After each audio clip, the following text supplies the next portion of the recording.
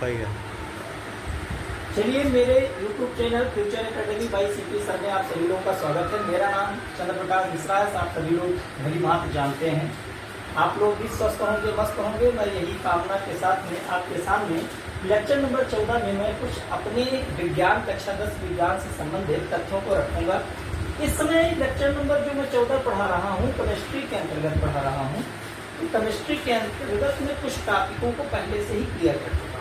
अब हमारा last topic पहले चैप्टर का चल रहा है, जिसमें आज हमें दो चीजें पढ़नी है। एक पढ़ना है विकृत गंधता और दूसरा पढ़ना है संक्षारण, कि आखिरकार में संक्षारण किसे कहा जाता है और विकृत गंधता किसे कहा जाता है। चलिए, हम सबसे पहले टॉपिक पे बात करते हैं संक्षारण। संक्षारण किसे कहते हैं?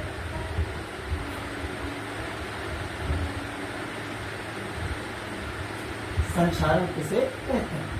आप सभी लोग भली भांति देखे होंगे, जानते भी होंगे कि जब बरसात का मौसम आता है उस समय ऑक्सीजन जो होती है नमी से काफी नम होती है, नमी से भरी हुई होती है।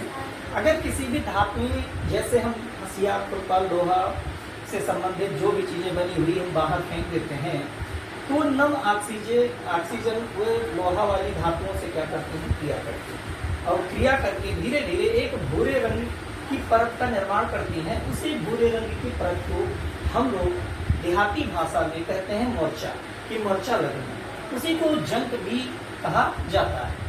और कहते हैं कि जब धातुओं में इस प्रकार से मोर्चा या जंक लगता है तो वो धीरे धीरे संक्षारित होने लगते हैं या खत्म होने लगती हैं, और धीरे धीरे वस्तुएं की स्थिति जो होती है वो घटित होने लगती है, खराब होने लगती है। इस प्रकार से इस क्रिया, इस घटना को संक्षारण कहा जाता है। हम डिफिनीशन के माध्यम से अगर चलें तो हम अपने आपको बताना चाहता हूँ कि संक्षारण एक ऐसी प्रक्रिया है जिसमें धातुएं नम ऑक्सीजन के साथ क्रिया करके एक भूरे रंग की परत का निर्माण करती हैं, और वही भूरे रंग की परत लोहे को या धातुओं को धीरे धीरे क्या करने लगता है, नष्ट करने लगता है। इसी प्रक्रिया को संक्षारण कहा जाता है। तो डिफिनीशन एक बार अगर लिखना चाहें आप सभी लोग, मैं लिख रहा हूं, आप स्क्रीनशॉट भी ले सकते हैं और साथ में लिख भी सकते हैं कि जब धातुएं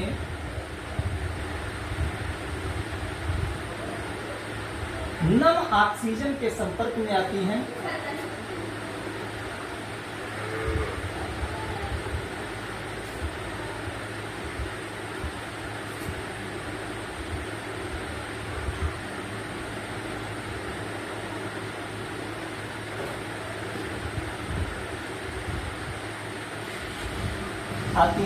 तो नम ऑक्सीजन के साथ क्रिया करके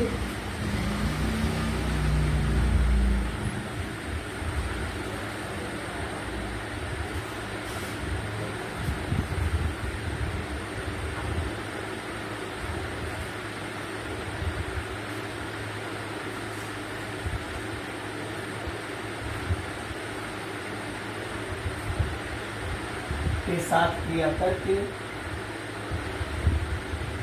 एक भूरे रंग की परत का निर्माण करते हैं।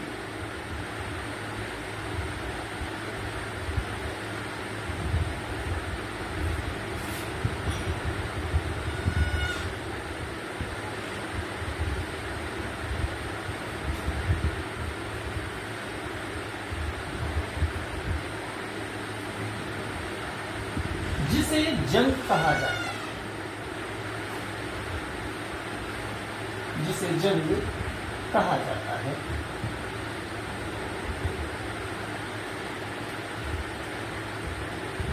जिस कारण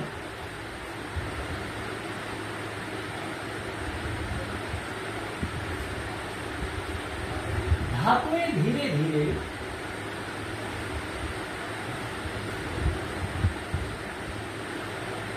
नष्ट होने लगती।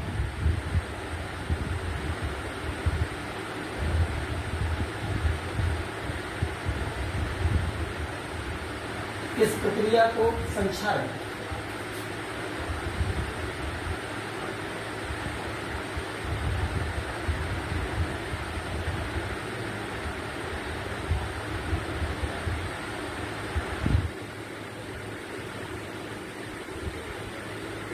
इस प्रक्रिया को संक्षारण कहा जाता है। मैं फिर से एक बार कहता हूँ कि हम लोगों ने अपने घर में इसको प्रैक्टिकली देखा भी है कि कोई भी लोहे से बनी जो वस्तुएं होती हैं, जैसे हमने आपको क्या बताया कि हंसिया है, खुरपा है, अगर बरसात के मौसम में या ठंडी के मौसम में उनको अगर हम बाहर फेंक देते हैं तो उस समय ऑक्सीजन नम होती है और वो नम ऑक्सीजन उसी धातुओं के साथ क्रिया करके एक पीले भूरे रंग की क्या करती है, परत का निर्माण करती है, जिसे जंग कहा जाता है। देहात में हम लोग उसको मर्चा के नाम से जानते हैं और इसी के कारण धातु धीरे धीरे नष्ट होने लगती है, तो इसी प्रक्रिया को संक्षारण कहा जाता है। जैसे उदाहरण के तौर पर देखा जाए तो मैं बताना चाहता हूँ आपको उदाहरण के माध्यम से कि चांदी का क्या हो जाना, काला पड़ जाना। आपने देखा होगा कि अपने घर में सभी लोग पायल वायल पहनते हैं, तो उसमें धीरे धीरे वो नम ऑक्सीजन के संपर्क में आते ही धीरे धीरे उसके कलर में क्या होता है, बदलाव होता है और वो चांदी धीरे धीरे क्या पड़ जाती है, काली पड़ जाती है। तो उदाहरण है कि चांदी का क्या हो जाना, काला पड़ जाना।